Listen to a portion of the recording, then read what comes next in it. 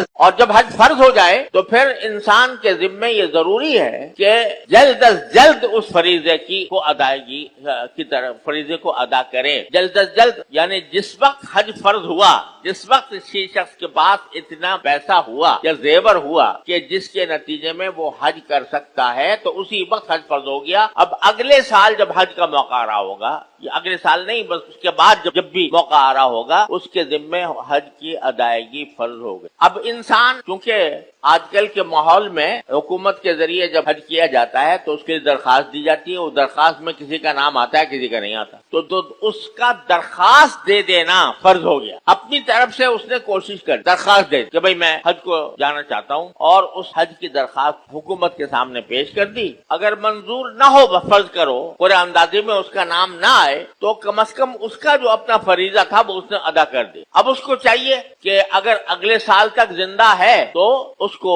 اگلے سال دوبارہ کوشش کرے. اور اگر کسی انسان کا کوئی بھروسہ نہیں ہوتا کہ بھئی اگلے سال تک میں زندہ رہوں گا نہیں رہوں گا، لہذا اس کو چاہیے کہ وہ وصیت کر لکھے، وصیت لکھ کے جائے کہ میرے ذمے حج فرض ہے، میں نے درخواست دی تھی لیکن درخواست منظور نہیں ہوئی، لہذا میں حج کو نہیں جا سکا، لیکن میرے ذمے حج فرض ہے. لہذا اگر میں اگلے سال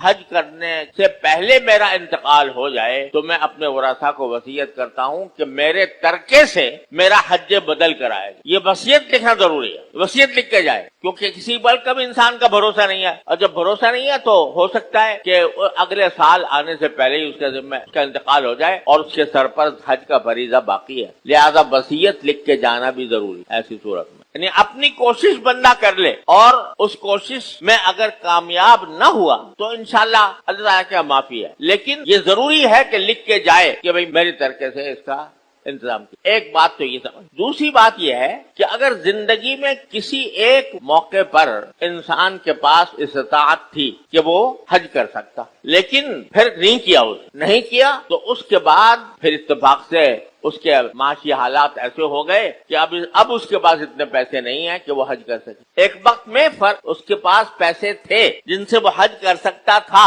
لیکن کسی وجہ سے یا غفلت سے یا کسی وجہ سے اس نے نہیں کیا. بعد میں وہ پیسے ختم ہو گئے اور اب اس کے پاس اتنے پیسے ہیں نہیں کہ وہ حج کر سکے. تو اس کا بھی یہ فریضہ ہے کہ وہ وصیت لکھے، وصیت بتائے اپنے ورثاء کو کہ بھئی میرے ذمے حج فرض تھا، میں نہیں کر سکا، لہذا اگر میرا انتقال ہو جائے حج کرنے سے پہلے تو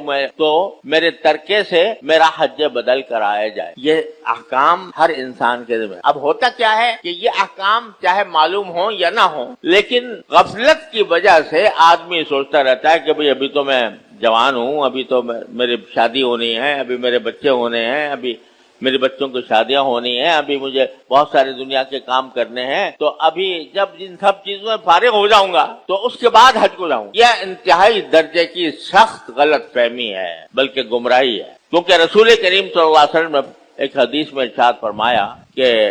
اگر کسی شخص کو حج سے روکنے والی کوئی ایسی چیز نہ ہو جو اس کی